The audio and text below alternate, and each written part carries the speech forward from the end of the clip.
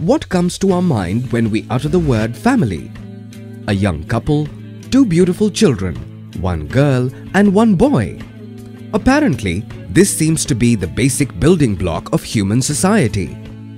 Though animals and other species such as birds, reptiles and insects too display distinct forms of family behaviors, however, the importance of family in humans is much more pronounced, simply because a human baby requires longer time and extraordinary care for becoming productive. But what is the origin of this concept called family? Let's consider this. According to the basics of our civilization, this world is run through three functions by three divine powers, which are 1. Creation, which is carried out by Lord Brahma, whose wife is Saraswati, the goddess of knowledge and truth, which is required to create the world. 2. Preservation, which is the job of Lord Vishnu, who is married to Lakshmi, the goddess of wealth and resources needed for the purpose. And 3. Destruction, which is the responsibility of Lord Shiv, whose wife is Parvati or Shakti, the goddess of power, without which he cannot perform his duty. So what does that tell us? Rich Life believes that the basic building block of this creation is the union of man and woman as illustrated above. Similarly, other civilizations like the Chinese have understood this union as yin and yang forces. And when this union comes into being, their natural outcome is the birth of their children.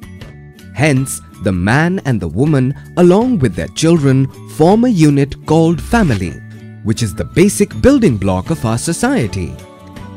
We can therefore say that people living together and related to each other through birth or marriage constitute a family, or let's say a nuclear family. Is there any other significance of a family? Well, actually, we exist because of our family. And how is that? 1. Our body, the way it is, including its shape, size and whole lot of genetic material, comes from our parents and our ancestors. 2. Our basic necessities like food, shelter and clothing in the initial period is provided by who else than our family? 3. Our first set of values like love, care and affection for others is amongst our first learnings of life. 4. Our family traditions, being an essential element of our identity, are adopted by us from our family.